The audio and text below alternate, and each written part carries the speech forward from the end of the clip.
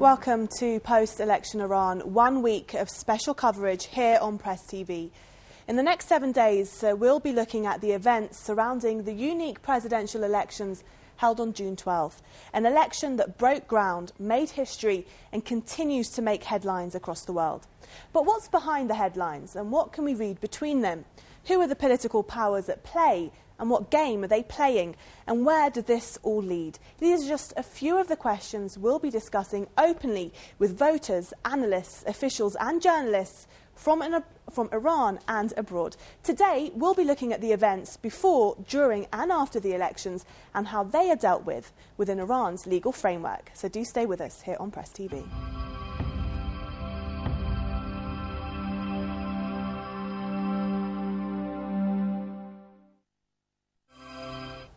In Iran, anybody can apply to run for president.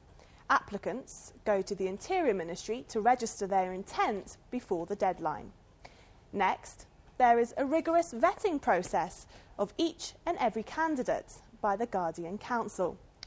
The final candidates are announced, the candidates who will vie for the title of President of the Islamic Republic of Iran. There's a short but intense campaigning period in the country, lasting 20 days, running up to election day. A candidate must secure 50% plus one votes to win. Otherwise, there will be a second-round runoff between the top two candidates. Let's take a look at the legal mechanisms in place to deal with polling day across the country.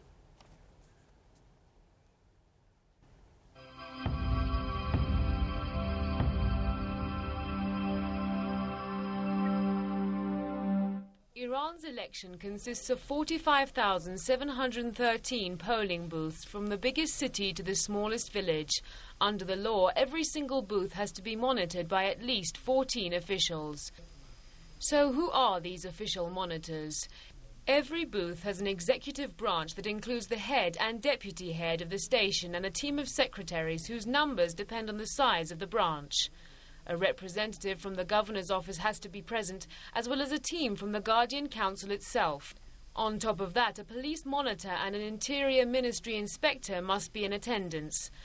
And every candidate running for president is legally entitled to a representative to monitor the process every step of the way. Under the law, counting has to be conducted in the presence of all the executive and supervisory representatives. Form 22 is a well-known document in Iran. It's the form that's filled out at the end of the counting. It consists of the number of each candidate's votes, the number of invalid ballots, and the number of unused ballots left at the polling station. 5 Form 22s need to be filled out, with each copy signed by the head of the executive branch, Guardian Council representative, police officer, and the other present executive members. One copy is placed back in the ballot box with the voting slips, and the box is then resealed. The rest are sent to the governor's office. Once all that's done and the voting information is complete, a final Form 28 is filled out and sent to the Interior Ministry to be tallied. The ballot boxes in Form 22 remain in case of any dispute that needs to be verified.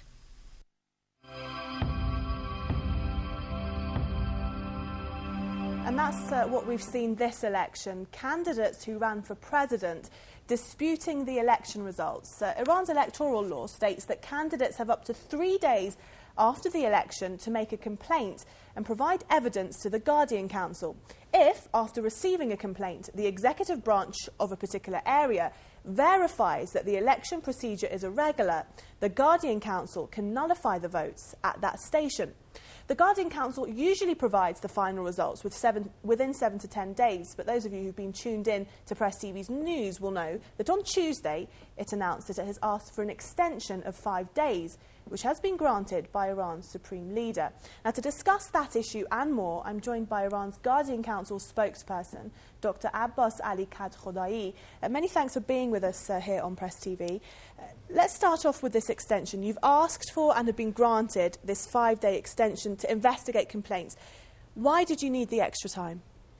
In the name of God, the merciful, the compassionate, at the outset I wish to appreciate you and your colleagues here at Press TV for granting me this opportunity to attend your program. I also wish to greet all the dear viewers of the program.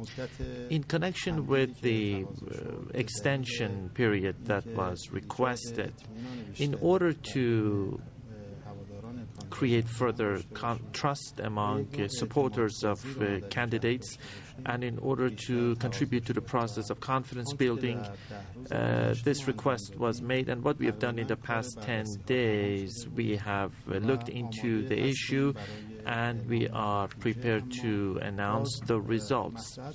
But it was eventually decided to provide another chance for the distinguished candidates and also have other solutions for the supporters of candidates. To those that would say, well, the Guardian Council has nullified the vote, has ruled out nullifying the vote, because you say there's no major irregularities, then why couldn't these complaints just be dealt with within 10-day periods to gain trust in that way? As I said, it was aimed at creating trust and further confidence. That's why we requested an extension period. And in fact, what we have done in the past, based on what we have done in the past 10 days, there has been no major irregularity, except some minor irregularities that normally may occur in elections, in the electoral process, and we have not run into any major irregularity. The Guardian Council has been under really international spotlight in the last few weeks. The Guardian Council is a 12-member body, saying for my viewers, because of course you know, there's 6 Islamic jurists, 6 specialised jurists, but the Council has come under criticism. It has 7 members who've backed Mr. Ahmadinejad, 2 of which are members of his cabinet. How can the Guardian Council maintain neutrality with such a composition? Basically, in accordance with the Constitution, the presence of individuals, there's nothing wrong with the presence of individuals who are also working in other organizations and government organizations and institutions. And in fact, some of the jurists who are present at the Guardians Council, they are also involved in certain activities in other government organizations. Now, a person who is also working at the executive branch, as soon as he starts his activities at the Guardians Council, he has to offer his views, and in fact, if the person is working at the judiciary or the executive branch, he does not include those views. Let's move on to possibly the biggest issue, of course, through these elections, especially on international news stations within the country and outside, the possibility of fraud. In what ways could fraud take place in an Iranian election?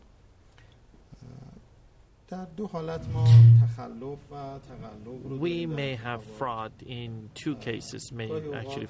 Cases of fraud may occur in 2 different cases. In fact, speaking of the votes, there may be a change made to the results of the elections. Speaking of the parliamentary elections, since we have smaller constituencies, this may happen. For instance, in some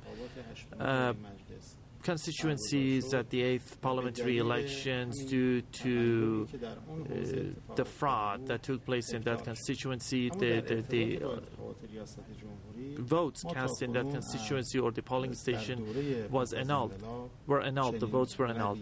But you see that none of the elections after the revolution have faced cases of fraud. Speaking of the ballot boxes, all of the ballot boxes or the majority of the ballot boxes, you see that if the votes are incorrect, then the election may lead to a sort of fraud, and that may affect the results of the elections, leading to the annulment of the elections. But so far we have not had such a case, and in the recent elections it has been one of the healthiest elections. Well, to those who wouldn't agree with that, the discussion here is not just fraud at one ballot box. It's not just one fraud at a station.